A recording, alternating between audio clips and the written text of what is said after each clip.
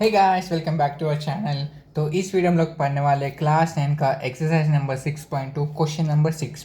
Text book का नाम है गणित मंजारी। तो सॉल्व करेंगे एक्सरसाइज 6.2 का क्वेश्चन नंबर 6। ये क्वेश्चन बहुत अच्छा क्वेश्चन है। तो क्वेश्चन पहले पढ़ेंगे। A B C D is a parallelogram. A B C D is a parallelogram. ठीक है, मान लो ए, थोड़ा डायग्राम खराब है। A B C D is a parallelogram. ठीक है, P and Q are any 2 points. P and Q are any 2 points. 2 points on side AB, मतलब AB एक साइड है जिसमें P and Q are 2 points। मान लो मैंने रैंडम पॉइंट्स, ऐसा कुछ स्पेसिफिक नहीं है, तो रैंडम पॉइंट्स मैंने P and Q लिया on AB। What can you say about the ratio of area of triangle PCD is to area of triangle Q C D. मतलब दो ट्राइंगल है, ट्राइंगल पी सी डी और triangle Q C D. हम इन दोनों triangles का जो area है ना, उसका रेशियो फाइंड आउट करना होगा। तो कौन सा ट्राइंगल है? पी सी डी, मतलब this is T P C D. P C D, P C D एक ट्राइंगल हो गया। दूसरे ट्राइंगल कौन सा है? Q C D. तो क्यू सी एंड एगो डी, क्यू सी डी। ठीक है, अभी एक ट्राइंगल है पी सी डी, दूसरे ट्राइंगल है क्यू सी डी। ठीक है, अभी रेशियो क्या होगा? ठीक है, तो how can write? So first of all हम लोग area of triangle P C D is to area of triangle Q C D. ठीक है, अभी area of triangle P C D क्या होगा?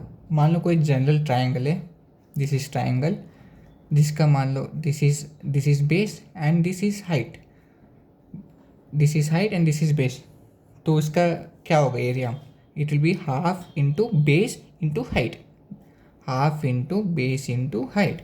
एंड बेस कौन सा है इस ट्राइंगल में? पी सी डी में जो बेस है, this is P C D में बेस कौन सा है? C D.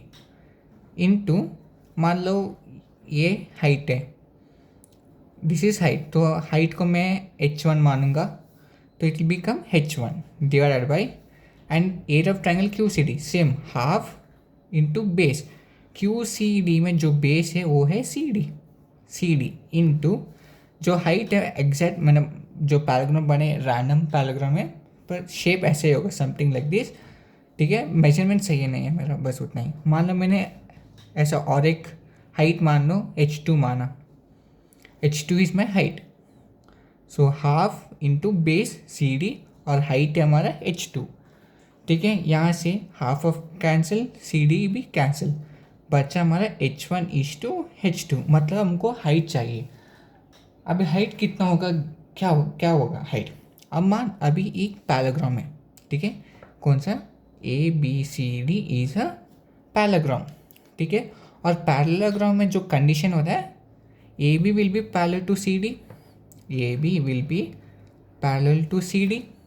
ठीक है, मान लो ये मेरा ए बी का एक लाइन है, ए बी लाइन है, और ये मेरा सी डी लाइन है। ठीक है, अब यहाँ से एक मैंने पॉइंट लिया और यहाँ डिनोट किया h1। यहाँ से एक पॉइंट लिया मैंने, ये है h2, this is h1 and this is h2। क्या आप इस फिगर से कह सकते हो h1 is nothing but h2? मतलब यहाँ का जो लेंथ है, यहाँ ये जो h1 और h2 है, ये तो बराबर होंगे, बिकॉज दोनों एक ही लाइन में स्टार्ट हो रहे और दोनों एक ही लाइन में एंड हो रहे। एंड ऊपर से A B is parallel to C D, मतलब h1 will be h2, therefore h1 equal to h2। Simple सी बात ना। अगर एक लाइन है, यहाँ एक लाइन है, या ये लाइन ये पॉइंट से ये पॉइंट डिस्टेंस, और या ये पॉइंट से यहाँ पॉइंट से डिस्टेंस तो सेम होगा ऑब्वियसली। तो इसके केस में h1 will be nothing but h2, मतलब यहाँ से यहाँ का जो लेंथ h1 अज्यूम किया और q से यहाँ जो लेंथ अज्यूम किया h2, वो तो बराबर हो गए। That means h1 is nothing but h2। So I can say, मान लो h1 as h2 divided by h2, that is nothing but 1 divided by, the ratio will be 1 divided by 1. That means the ratio will be 1:1 बस। So area of triangle P C D to area of triangle Q C D जो ratio होगा वो 1:1 होगा। तो ये जो question बहुत अच्छा क्वेश्चन है। तो एक्सरसाइज 6.1 का क्वेश्चन नंबर 6 हमने सॉल्व किया। होप करता हूँ आपको अच्छे से समझ आया होगा। Thank you for watching and all the best.